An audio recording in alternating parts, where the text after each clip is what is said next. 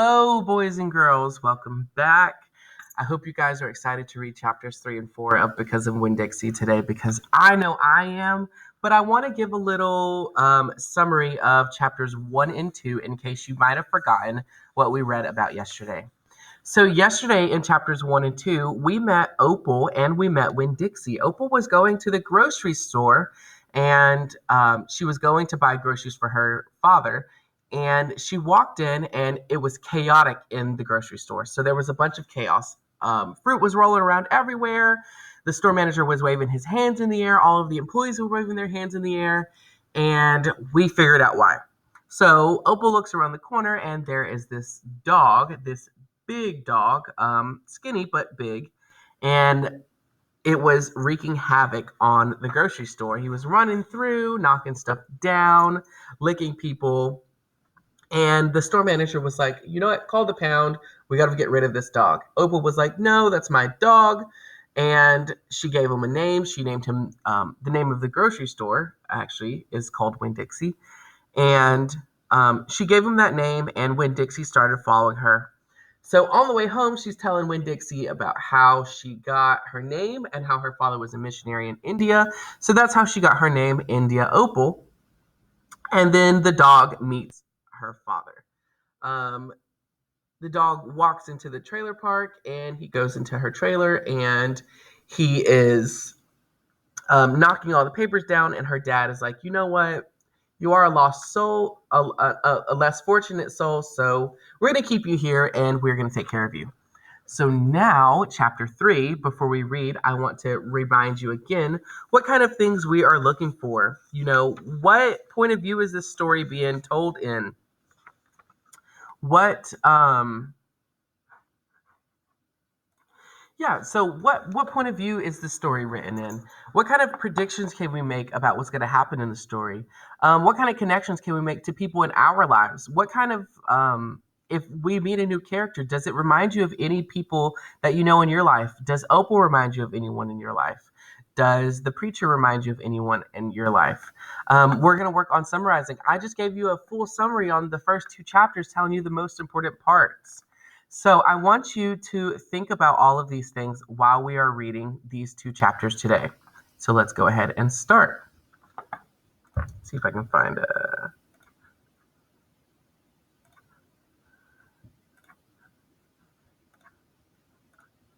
All right. No, I don't like that. All right. So chapter 3. I started in on Winn-Dixie right away, trying to clean him up. First, I gave him a bath. I used the garden hose and took some baby shampoo. He stood still for it, but I could tell he didn't like it. He looked insulted, and the whole time he didn't show me his teeth or wag his tail once. After he was all washed and dried, I brushed him good. I used my own hairbrush and worked real hard at the knots in the patches of fur stuck together. He didn't mind being brushed. He wiggled his back like it felt pretty good. The whole time I was working on him, I was talking to him, and he listened. I told him how we are alike. See, I said, you don't have any family, and neither do I. I've got the preacher, of course. But I don't have a mama. I mean, I have one, but I don't know where she is. She left when I was 3 years old. I can't hardly remember her, and I bet you don't remember your mama much either. So we're almost like orphans. Winn-Dixie looked straight at me when I said that to him, like he was feeling relieved to finally have somebody understand his situation. I nodded my head at him and went on talking. I don't even have any friends because I had to leave them all behind when we moved here from Watley. Watley's up near North Florida. Have you ever been in North Florida? Winn-Dixie looked down at the ground like he was trying to remember if he had. You know what? Ever since we moved here, I've been thinking about my mama extra hard, more than I ever did when I was in Watley. Winn-Dixie twitched his ears and raised his eyebrows. I think the preacher thinks about my mama all the time, too. He's still in love with her. I know that because I heard the ladies at church in Watley talking about him. They said he's still hoping she'll come back. But he doesn't tell me that. He won't talk to me about her at all. I want to know more about her, but I'm afraid to ask the preacher. I'm afraid he'll get mad at me. Have you guys ever wanted to ask your parents, maybe you wanted a toy, or maybe you wanted something from the store, like a snack or something, but you just couldn't do it because you were like, oh no, they're going to be mad at me? That's how Opal feels. Winn-Dixie looked at me hard, like he was trying to say something. What? I said. He stared at me. You think I should make the preacher tell me about her? Winn-Dixie looked at me so hard he sneezed. I'll think about it, I said. When I was done working with him, Winn-Dixie looked a whole lot better. He still had bald spots, but the fur where he did have cleaned up nice. It was all shiny and soft. You could still see his ribs, but I intended to feed him good, and that would take care of that. I couldn't do anything about his crooked yellow teeth because he got into a sneezing fit every time I started brushing them with my toothbrush, and I finally had to give up. Think about brushing a dog's teeth with your toothbrush. She loves this dog so much that she is using her own personal toothbrush to brush the dog's teeth. Some people might think that's sweet. Some people might think that's sort of disgusting. But for the most part, he looked a whole lot better. And so I took him into the trailer and showed him to the preacher. Daddy, I said. He said. He was working on a sermon and kind of muttering to himself. Daddy, I wanted to show you the new Winn-Dixie. The preacher put down his pencil and rubbed his nose, and finally he looked up. Well, he said, smiling real big at Winn-Dixie. Well now, don't you look handsome? Winn-Dixie smiled back at the preacher. He went over and put his head in the preacher's lap. He smells nice too, said the preacher.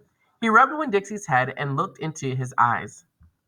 Daddy, I said real quick before I lost all my nerve, I've been talking to Winn-Dixie.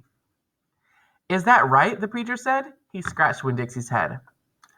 I've been talking to him, and he agreed with me that since I'm 10 years old, you should tell me 10 things about my mama. Just 10 things, that's all. The preacher stopped rubbing Winn-Dixie's head and held real still. I could see him thinking about pulling his head back into his shell. Let's make a prediction. How do you feel the preacher or Opal's dad is going to feel about her asking about her mom? Right now, we know nothing about her mom. What prediction can you make about his feelings about answering 10 things about her mom? All right. One thing for each year I've been alive, I told him. Please. Winn-Dixie looked up to the preacher and gave him a nudge with his nose. The preacher sighed. He said to Winn-Dixie, I should have guessed you were going to be trouble. Then he looked at me. Come on, Opal, he said. Sit down and I will tell you 10 things about your mama. All right. So, let's talk about Opal. So, Opal has found the courage to Opal finds the courage to ask her father about her mother, and the preacher starts to come out of his shell. Remember, she describes him as a turtle who stays in his shell because he doesn't really like to go outside of what he normally does. But so when Dixie has gave her the courage, he motivated her to finally, ask her dad about her mom. Because at first, in the beginning of the chapter, she was very shy and she was scared to ask about her mom because she thought her dad would be mad. And now at the end of the chapter, she is confident and she was like, I just want to know 10 things about her. So she is growing as a character in just one chapter. All right, let's read chapter 4. 1, said the preacher. We were sitting on the couch, and Winn-Dixie was sitting between us. Winn-Dixie had already decided that he liked the couch a lot. 1, said the preacher again. Winn-Dixie looked at him kind of hard. Your mama was funny. She could make just about anybody laugh. 2, he said. She had red hair and freckles. Just like me, I said. Just like you, the preacher nodded. So now we are painting a mental image. While he's describing her, we know now what Opal looks like, and we now know what her mom might have looked like. They both have red hair and freckles. 3. She liked to plant things. She had talent for it. She could stick a tire in the ground and grow a car. So now we know another characteristic about her. She liked to grow things. Winn-Dixie started chewing on his paw, and I tapped him on the head to make him stop. 4, said the preacher. She could run fast. If you were racing her, you could never let her get a head start, because she would beat you for sure. I'm that way too, I said. Back home in Watley, I raced Liam Fullerton, and I beat him.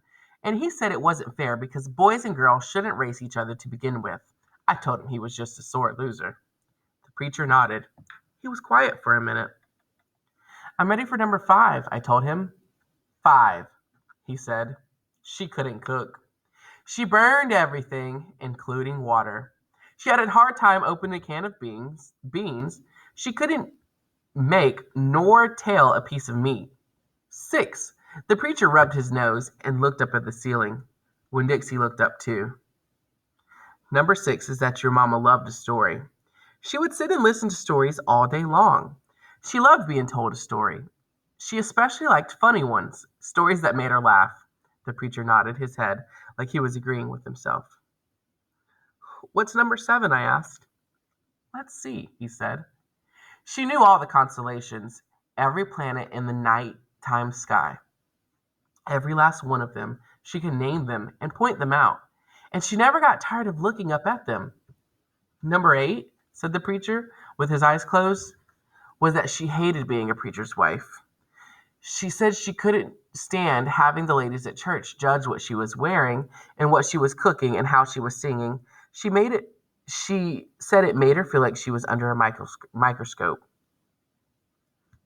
When Dixie lay down on the couch, he put his nose in the preacher's lap and tail in mine. 10, said the preacher. 9, I told him. 9, said the preacher. She drank. She drank beer and whiskey and wine. Sometimes she couldn't stop drinking, and that made your mama fight quite a bit. Number 10, he said with a long sigh. Number 10 is that your mama loved you. She loved you very much. But she left me, I told him. She left us, said the preacher softly. I could see him pulling his old turtle head back into his stupid turtle shell. She packed her bags and left us, and she didn't leave one thing behind. Okay, I said.